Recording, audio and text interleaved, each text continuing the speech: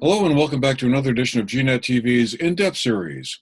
I'm Andrew McKeever, the news director at GNAT-TV's News Project. It's a pleasure to have you with us today on Monday, March 28th. It's also a great pleasure to be joined by two of our local representatives who are here to tell us a little bit about what's going on in their respective committees. The focus will be on education issues. We're really pleased to have with us today State Representative Kathleen James, who is a member of the House Education Committee and represents part of the Bennington 4 district, or represents the Bennington 4 district with Seth Bongartz. One of these days I'll figure out a clever way to describe two-member districts, but I haven't gotten there yet. And also really happy to have with us today Senator Brian Campion, who is the chairman of the Senate Education Committee. Thank you both for making the time for our discussion today to help bring our viewers up to speed on what's been going on in your respective committees. It seems like there's been a certain amount of discussion and activity with some various pieces of legislation and ideas being thrown around. So let's get right to it. Senator Campion, I thought I'd start with you, if I may, and have you tell us a little bit about this a piece of legislation that involves allowing public dollars to go to independent or religious schools. I know that's been something that has been kind of part of the landscape in Vermont educational funding for quite a while, but I guess there's a bill that you're considering that would modify that or regulate it in some way? Sure. Yeah. Thanks for having me. Always great to be with you, Andrew, and always great to be with my House counterpart, Representative James, who does a great job on House education. So yes, S-219 passed the Senate last week and is now in House education. And what we tried to do with S-219 was to put safeguards really around religious schools from using public tuition dollars in certain ways. And those ways being to support religious instruction, religious indoctrination, religious worship, or the propagation of religious views. In the bill, we also require that any independent schools that receive public funds comply with all federal and state anti-discrimination laws applicable to Vermont public schools. We also expanded dual enrollment, and we limited where some dollars can go from tuitioning towns with regard to independent schools. Let me bring you back to the situation, if I may, that the state's been dealing with. Back in 1999, our state Supreme Court said that indeed public dollars can go to religious schools as long as there are safeguards around how those dollars are used. In other words, put some kind of safeguards around so that dollars aren't used for the religious purposes that I just outlined. The state never did that. The agency never did that. Back then it was it wasn't the Agency of Education. We had a Commissioner of Education, Department of Education. State Board never did it, nor did the legislature. So we never really took those steps. Since that 1999 decision, there have been a number of federal court cases that continue to support that 1999 decision. And we know recently there have been issues of discrimination, and we also know there have been issues of these dollars, court cases that, again, have allowed these public dollars go to religious institutions in the state. So we were in a situation where we really felt as though we had three options around dealing with this issue. We could do nothing. We could ignore the courts. We could ignore that public dollars were going to religious institutions, and recognizing that there are no safeguards around those dollars and how they can be used. And if that were to continue to happen, LGBTQ students, faculty, and staff would continue to be discriminated against. There would be no anti-discrimination policy that these schools would have to comply with. Dollars would, again, go to religious instruction, indoctrination, etc. It would be setting up these districts for lawsuits, and there would be a lot of confusion out there. So we really, that was one of the options. Really, was just to ignore it. And that's, to be perfectly honest, what folks have done in the past. Not ignore it, but just not really address it. And we found that to be absolutely unacceptable. We really believe that it's essential that the taxpayers of the state of Vermont not be asked to support discriminatory policies, as well as, again, we believe that keeping those dollars away from the religious uses that I outlined initially was essential. So we didn't choose that route. The second route was the way Justice Roberts and others have talked about this issue, is that if public dollars go to any independent school in the state, then they have to go to all independent schools, whether they're religious schools or not. And so the second option, which there is some support out there for this, is to stop all public funding from going to any independent school in the state. This would, we felt, drastically upset the educational landscape of the state, which I think it's safe to say my committee and the Senate clearly generally supports. We know we have our academies, we have small independent schools, we have special education schools, and we also have dollars going over the border for certain circumstances, usually having to do with the location or, the fear of, or not the fear of, but trying to avoid students being on a bus or being transported a certain distance. So we know we have this unique system.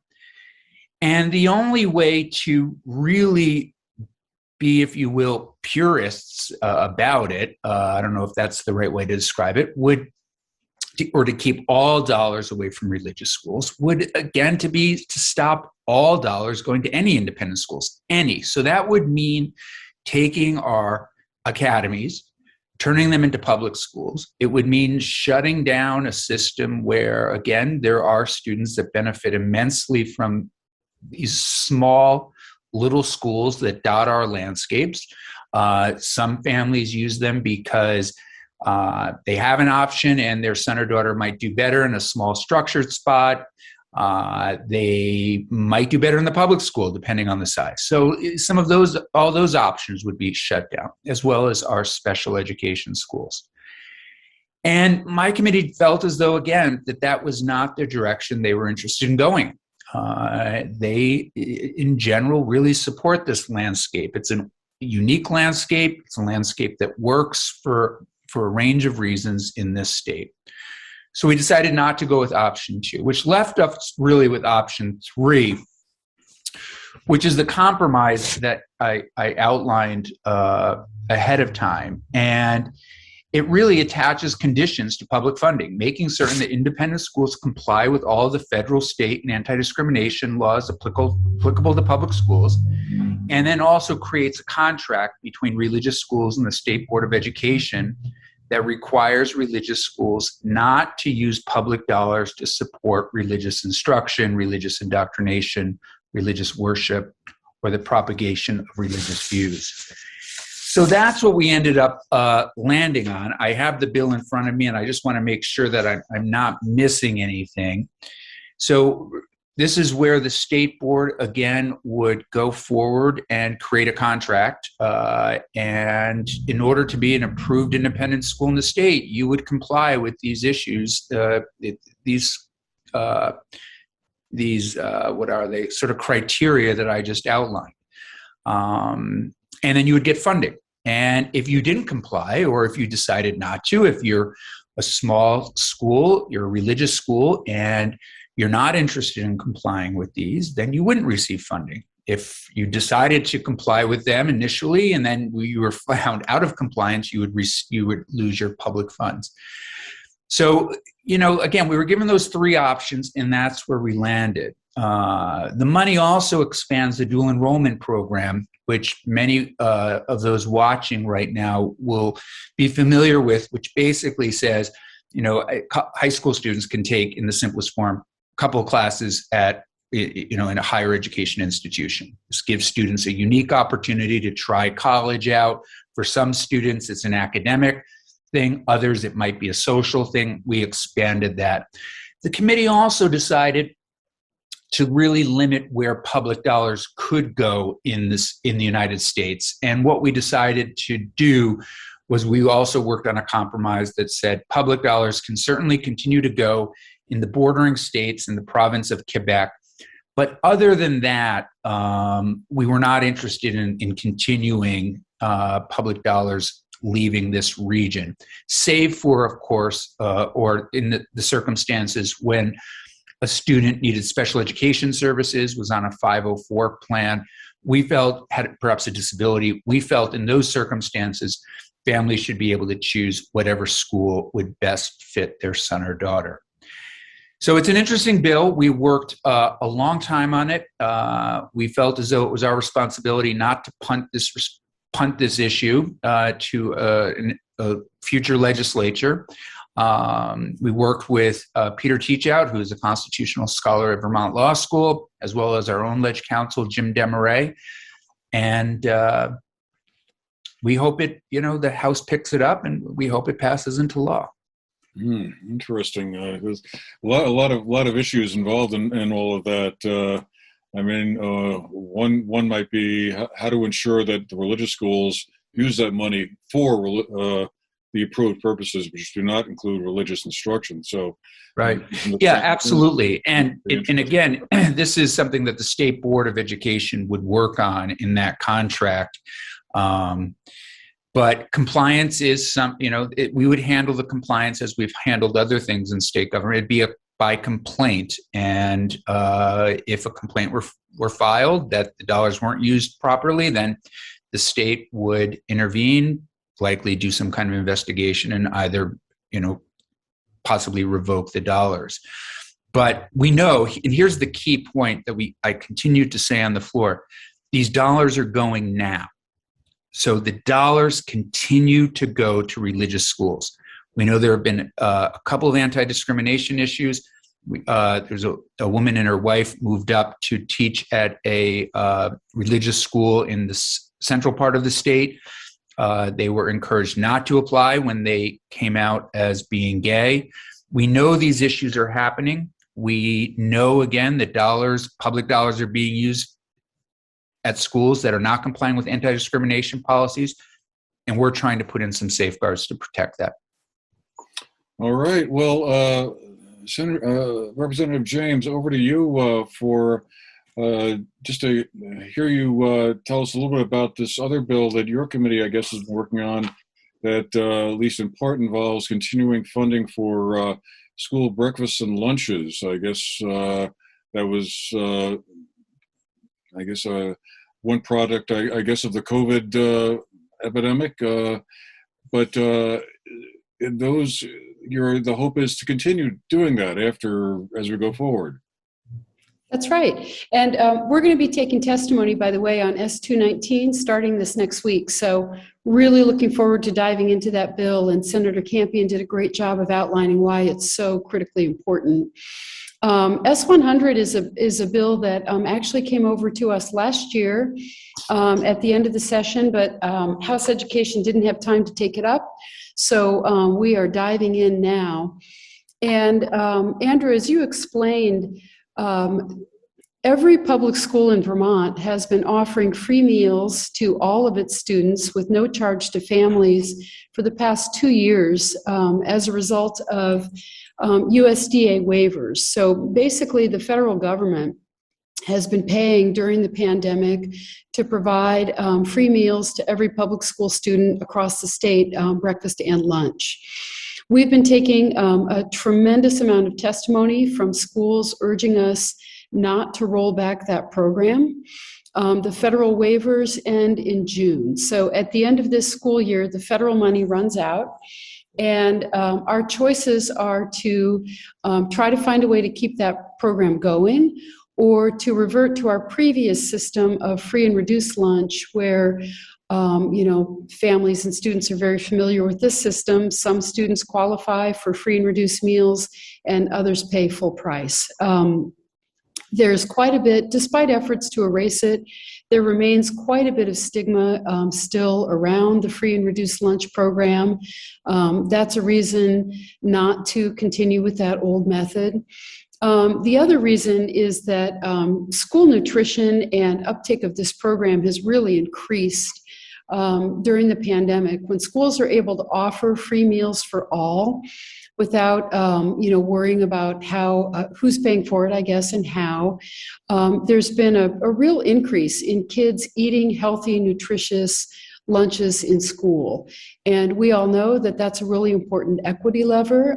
That's a way to make sure that our kiddos are not suffering from food insecurity and hunger. Food insecurity has really been on the rise across Vermont during the pandemic. And so we've received, I would say, overwhelming testimony in favor of keeping this program going. So what it really comes down to is the money. The Senate bill came over without a funding source attached. Like I said, the bill's a year old. And at the time that bill was passed, the federal waivers were still in effect.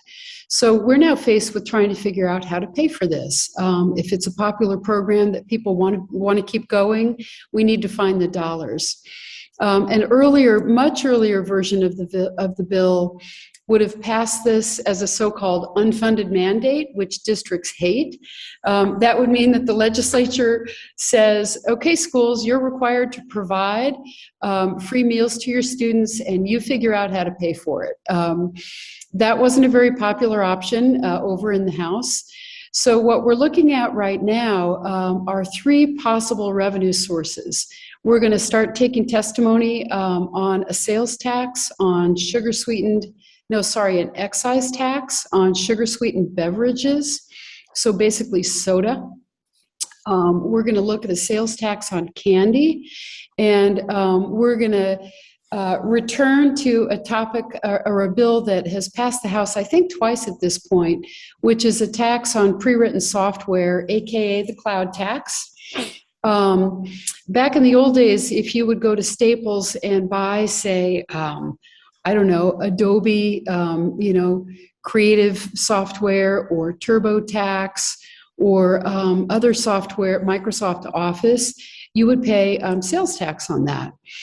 These days, everybody pays a subscription price and you download that software from the cloud. Vermont is not capturing sales tax on that. And one kind of perennial idea in the House is that we could broaden our tax base and raise some revenues by taxing pre-written cloud-based software and hosting platforms. So anyway, if you tally all these up, they come to, I think, about $32 million a year in revenue. And right now we're looking at estimates of about $35 million a year for continuing universal school meals. So we're looking at ways to pay for it, and we're going to start taking that testimony this coming week as well.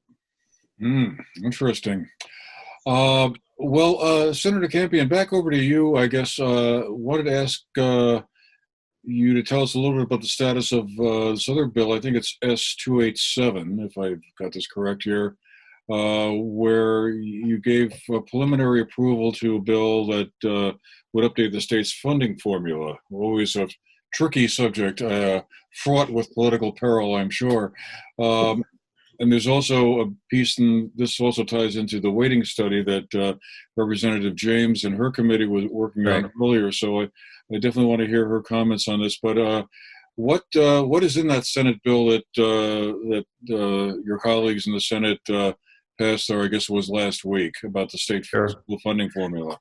Sure. If I could also first just respond, add a little bit to S-100, which Representative James just mentioned in terms of the universal school meals. The other piece that I like about this bill, and I really appreciate everything that the House is doing on it, is I also see it not only as an equity issue and good for kids in so many ways, but it's also an economic development bill for farmers. It really is. It creates a level of predictability. If you're going to start a farm, if you have a small farm, if you're thinking about having a small farm, knowing that your dollars, that your produce can be purchased and would be purchased locally is huge. I mean, that kind of predictability we've heard from farmers. Farmers appreciate that, like any business. And we also know that a lot of young people, more and more, are interested in farming. So I'm excited that the House is taking this up. I'm excited about some of the financing approaches that they're looking at to address it. And I'm really optimistic that the governor is going to be equally as excited, and we'll get this one hopefully over the finish line. And then, yes, as it relates to what we sent over to the House, this is Representative James and a number of legislators over this past year worked on what we've all sort of come to know as the weighting bill, the weighting study. This was a study that came out of the University of Vermont that I think was probably passed, at least gave the Agency of Education or gave the University of Vermont that responsibility a few years ago now. And Representative James can speak in much more depth to her experience over the summer on this work, which has now produced a bill that has passed the Senate and is on its way to the House. And in the simplest way to describe it is, how do we weight students? When we look at these issues of equity, how do we make certain that the dollars are there that are going to be necessary to make certain that an English language learner or a school that has a lot of English language learners has the resources that they need? How do we make certain that students in rural areas where there might be a lot of rural poverty have the resources, the dollars they need to teach students? Special education, all these kinds of things. So we're really, what we passed and what I think both Ways and Means and House Education will partner on, as we've done on the Senate side with our Finance Committee counterparts, is working and looking at these weights to make certain that districts get the dollars that they need to educate our students as best they possibly can. We all recognize the inequities around the state, depending on school populations and the needs of different populations of students. And we need to correct this inequity. And I applaud the Summer Study Committee for the work that they've done. I applaud my committee for moving it along last year as well. And I'm really excited that we've taken this step. So, Representative James, we had an earlier show dealing with this with so Representative Kornheiser, I believe, was on the program with us. That's right. Went into some depth around it. He did go into some depth. Did the bill wind up turning out like you had hoped or wanted to see? Well, it's interesting. As we talked about in our earlier show, the weights are basically a mathematical way of accounting for the varying costs of educating different categories of students across districts. And the weights really represent a dollar amount, right? So the weights represent an actual statistically calculated cost differential of what it costs to educate, say, students living in poverty, or as Senator Campion mentioned, English language learners. And what we found out in this study were that the weights we're currently using are really outdated and they're inaccurate. So the bill, as it came over from the Senate, adopts one approach that the task force recommended, and that is quite simply, but profoundly, because it's a huge change, to update the weights. So the bill that the Senate just passed, that the House is just about to start taking up, corrects all of those weights. It corrects the weights for poverty, for rurality, for grade level, and for English language learners. It also does create a number of reporting guidelines around how districts spend their English language learner dollars to make sure that districts are spending the money to create a robust system for however many English language learners they have and providing those students with the support they need. The reason I mention that and the reason it's so important is that the weights don't deliver dollars to districts. All the weights do is tinker with the formula behind the scenes, and then districts set their budget and they set their priorities and spend their money however they want to. The weights are really operating in the background, impacting tax rates. So the weights impact taxing capacity, not dollars delivered. The reason I mention that is because the task force this summer did recommend an entirely different path that the legislature could take. In the Senate bill, they didn't choose this option. They chose the option of updating the weights. Another path that we could go down, either now or at some point in the future, is adopting a cost equity approach. And what that does is it takes those cost differentials.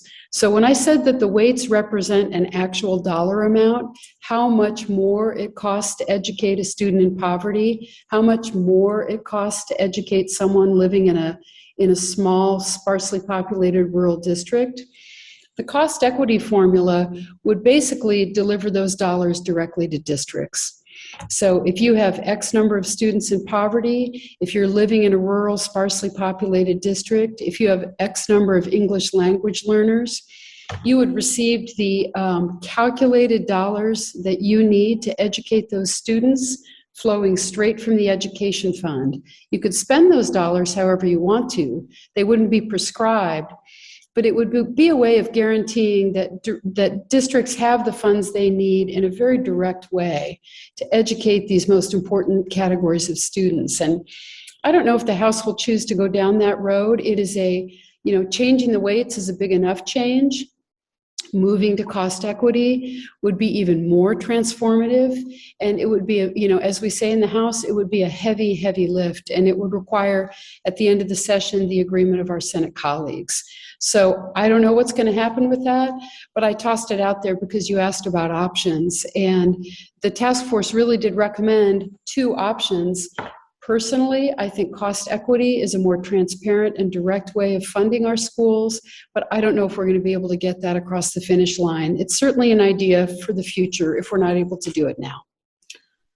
All right. Well, we got a few minutes left and a couple other topics we wanted to hit. Let me just start off real quick with them. State colleges was one subject we wanted to just touch upon. When last many of us heard about the state colleges, they were financially struggling and seemed to be going through some hard times. I know that the legislature has put some money into helping them out in the short run, but what's the outlook for them going forward?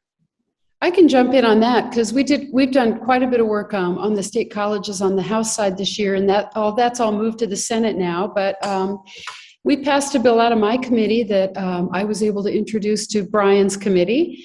That's H456. And 2 summers ago, I served on the Select Committee on the Future of Public Higher Ed, and we took a really hard look at the state colleges and came up with several recommendations that the legislature really needed to do. One was to increase the amount of state funding that's flowing to the state colleges.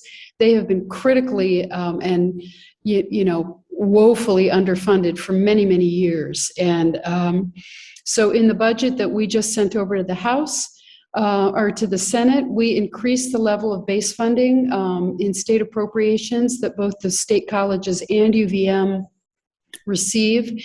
I think that is vitally important to their future, to Vermont families, to Vermont students, and to our economy. And then we also passed this bill that I just mentioned, again, following on the recommendation of the Select Committee, that takes a look at the Vermont state colleges and sets down in statute for the first time some guidelines, what we expect the state colleges to deliver. And the guidelines we set up are very broad. We said that we expect them to deliver a post-secondary education to our students that's accessible, equitable, relevant, and affordable. And that bill has moved along to the Senate, and it includes a request that the AOE take a look at considering whether we might require Vermont high school students to fill out the FAFSA, which is, you know, as we all know, the federal financial aid form, as a condition of graduation, with obviously a bunch of exceptions built in, and also probably just a flat opt-out provision. So that's what we've been doing on higher ed, and that's over to you, Brian. Yeah, I can just briefly say, I think in general, we like the work that the House has done. We're not sure about what we're going to do with the FAFSA piece or some of the language around what the House is proposing that the state colleges actually need to deliver. We feel as though that might need to be improved a little bit. That might not be the right word, but we really want to make certain that the education, it's one thing to talk about access, but we want real quality coming out of our state colleges. We want students to come to Vermont because the quality of education at our state colleges is superb, and we need to make some improvements there. We really do believe so. We're working on some governance language also that might be incorporated into that. I'm happy to talk about either now or another time.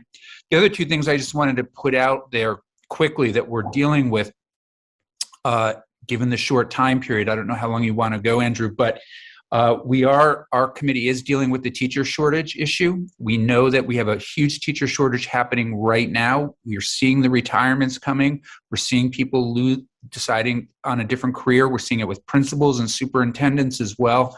We're working on that workforce development piece. How do we get this? Not only do we deal with it, but how do we make Vermont the best place to teach? Really start your career, continue your career, stay in this career. It's a serious issue. The entire country is going to be dealing with it.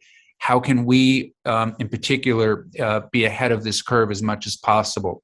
The other piece I know the House is working on, and I understand from the chair, we put the Senate put some language in last year around PCB testing. You know, this has been a big issue for the Senate for the past several years, making certain that the environment where our students go to school is safe and healthy. That has to do with lead in the water, radon testing, and PCBs. And I believe there's a proposal that might be coming from the House to postpone the PCB testing. The Senate is very concerned about postponing PCB testing for kids, particularly young kids as they're developing. We really think it's essential to keep that 2024 deadline, get people tested, really understand the situation, really move those kids when they need to move, and get them out of really what we consider to be harm's way. So those are a couple of things that we're working on. And in addition to some of the other work, we also have some other bills out there, but I'm happy to come back. I know we had talked about this being a 30-minute session, so just happy to stay on as well, whatever works for the two of you. Just about out of time, but I know you also wanted to speak about the school mascot question. Sure. I know it's been a hot topic up in Rutland. Is that going on someplace else as well? Sure. You know, what I love about my committee is, you know, nobody wants to put anything off, you know, to a future legislature. We want to deal with the tough issues right now. And mascots, I'll be honest, it was a challenging issue for us to get through. We had heard, particularly from young people in the state, that they wanted a change. They wanted school board members, principals, superintendents, others to have some real direction on what would be an acceptable, appropriate mascot. In particular, the students that have been dealing with this issue in Rutland were very compelling. So all we really did was we gave the Agency of Education, I have to really compliment Secretary French on this. He helped us with this solution. We gave some guidelines around what an acceptable mascot would be. You know, basically similar. We don't want discriminatory images. We don't want stereotypes, those kinds of things. Broad, covers a lot of territory. And the Agency of Education is going to put forward a model policy, and then schools have to comply with that model policy. At the very least, they can have a stricter policy, but at the very least, they have to comply with the model policy. And hopefully this will move us away from this issue once and for all. You know, I think a lot of people think, okay, this isn't that big of a deal, but the stories you hear, the research you read on the systematic racism that exists in this country, and to be a young person, I mean, we see it in Florida right now with the anti-gay bill. We see it with we see it with with Confederate monuments. We see this constant bombarding of young people and old people, everybody in between, of these racist, homophobic images and sayings, and we really need to get rid of them in our society. And this is our step at doing just that. Yep, and that bill's come over to our committee, and I am really pushing for us to move it forward. We started taking a little bit of testimony. We had a committee discussion. Definitely some pushback in my committee, some folks who would like to not see that bill move forward, but I will be working to make sure that it does. And yeah, we'll have to come back. We'll have to talk more about PCBs. That money came over to us last year, very, very late in the process, with money but no program around it. And we've heard a lot of, at least some reasonably interesting testimony saying that we need to figure out how schools are going to remediate and get some kind of a plan in place before we move forward. But couldn't agree more with Senator Campion that this is a vital issue. I mean, we have got to make sure our kids are going to school in, sitting in classrooms that are a clean, healthy environment. And, we're going to have to tackle this. It's interesting. This is where I think we're going to really push back, I think, on the administration and on our good colleagues in House Ed. It really, we all know that it's these developing years where all of a sudden kids' bodies developing, and later in life, cancers and other issues develop. And, now 3 years, we feel as though that's plenty of time for folks to have identified the 300 schools that really have to be looked at and move testing forward. And I think we're going to really, as hard as we can, stick to our guns on this, because parents deserve to know. Parents really, and kids really deserve to know whether or not their kids are being exposed on a daily basis to harmful PCBs. I mean, I've dealt with this issue down here with PFAS and PCBs. I mean, even as you can imagine, are in a lot of ways much more serious. Couldn't agree more. So definitely, I guess, put your thinking cap on about, a remediation program and how these dollars can be structured. The good news is that we've got federal dollars and we have a $90 million surplus. The House decided to give it back to taxpayers, some of it, but we're going to say, no, we need you guys to actually remediate this and keep kids safe. That's going to be an even more, that is going to be an interesting discussion. We have at this point divided the money between buying down the property tax rate, keeping universal school meals going for another year while we get a revenue source up and running, and then $15 million for a really interesting revolving loan fund that would allow our CTE centers to partner with developers and community partners in their communities to build things like housing projects. So, but we knew from the beginting, Brian, this is going to be a really interesting. No, I know. I'm just kidding. It's Everybody's just that Senate Ed always wants to put kids first, Andrew. I don't know why House Ed is Everybody's going to be fighting over the outcomes with us. Well, this has been great. I think we need to have you guys back next week so we can take up all the other things we didn't have a chance. I'd love it. Yeah, it'd be great. We both do have. I have to say, the past couple of years, very productive for both committees. Really unbelievable, and really working very well together. work. I think we sometimes have different approaches, but we come together in the end. Yeah, no, it's been great. It's been really, really great. Well, we're going to have to leave it there for today, unfortunately. I got a feeling we could talk for another half an hour around all of these, but all right, we'll leave it there for now. We just want to say thanks again to... Thanks, guys. I really appreciate it. Thanks. That was fun. You guys were great. Thanks. Representative Kathleen James and Senator Brian Campion. Good to have you all with us as well. Hope you found our show interesting, and we'll see you again the next time. Meanwhile, have a great day.